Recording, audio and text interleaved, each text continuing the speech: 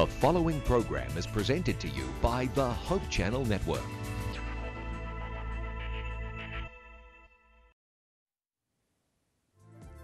In the world, there are many books called holy books, but there's only one book called the Holy Bible. That's what we're going to talk about today and how you can better understand it here on Between the Lines.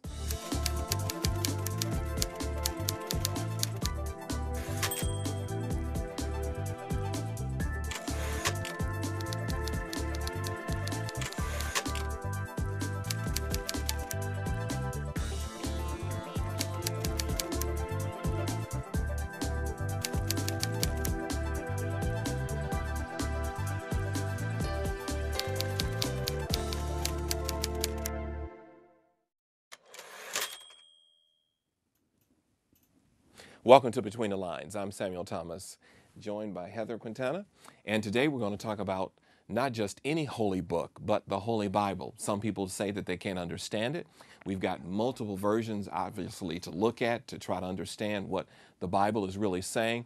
But today we've got an expert who's going to help us to kind of dissect what reading the Bible is all about. And how to do it. Because a lot of us start those Bible reading guides and think, it's like a New Year's resolution. I'm going to make it through the Bible this year. And then somewhere in Deuteronomy, it gets a little shaky. But Dr. George Knight is able to tell us how to not only read the Bible, but study the Bible. So welcome to the program. I want to ask you first, is there a difference between reading the Bible and studying the Bible? Oh, very definitely. In fact, there's a difference between reading the Bible and understanding the Bible. Mm-hmm. A lot of people read the Bible, you know, you get the words, but the problem is, what do the words mean?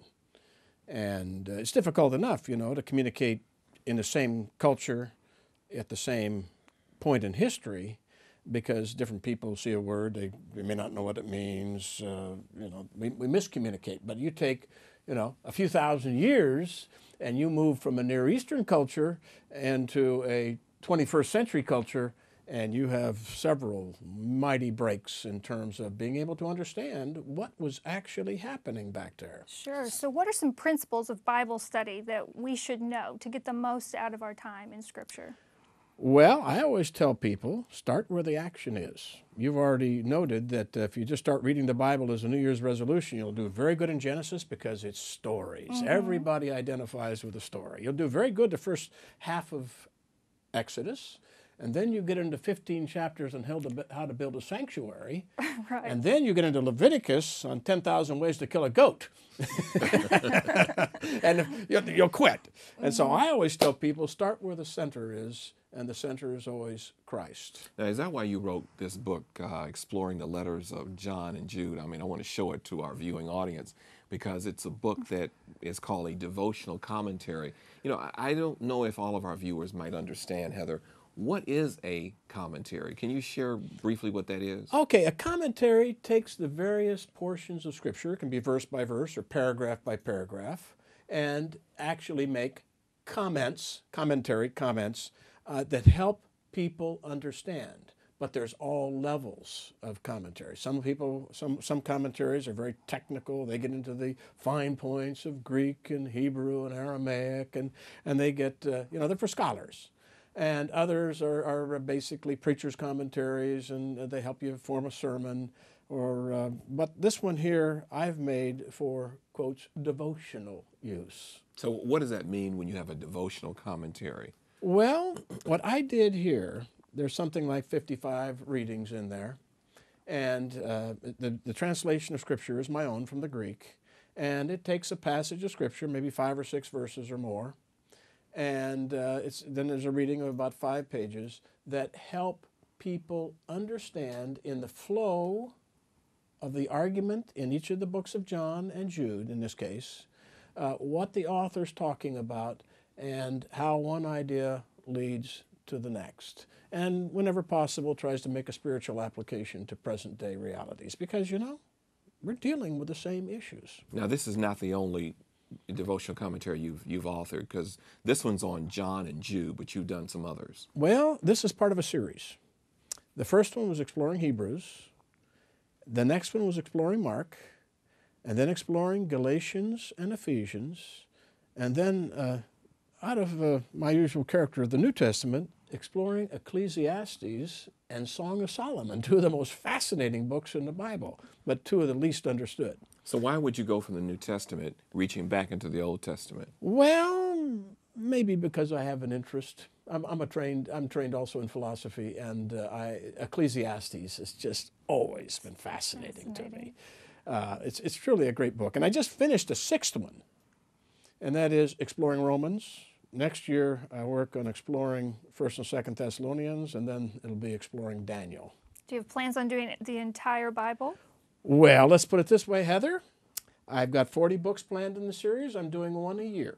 Okay. You'll have to tell You're me. young enough. You can make it. Do you think I'm going to make it? You might. You just might. I don't know. Well, I'm curious about your personal Bible study. What do you do? How do you study the Bible? Well, I have several different methods. Basically, part of my Bible study every morning is I read 3 chapters. And I read the Bible through. I don't have some racing thing that I must do it in a year or something else. But 3 chapters is is a comfortable size. And then after that, I always have one book that I'm studying. And that book I will spend some time on. It doesn't take me much time to read the 3 chapters. I'm just starting the Bible over, so I'm in the middle of Genesis.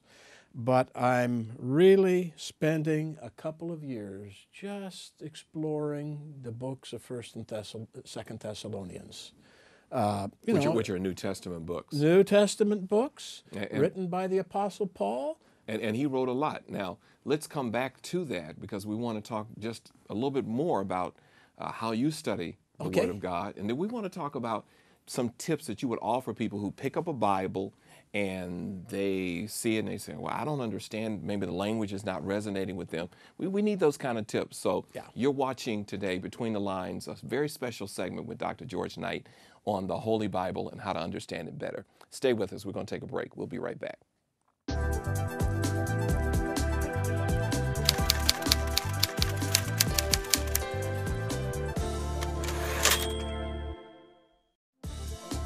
For more information about any of the books presented today on Between the Lines, visit your local Adventist Book Center or go online at www.adventistbookcenter.com. If you are interested in receiving a copy of today's book and live in the United States and Canada, call 1-800-765-6955. That's 1-800-765-6955.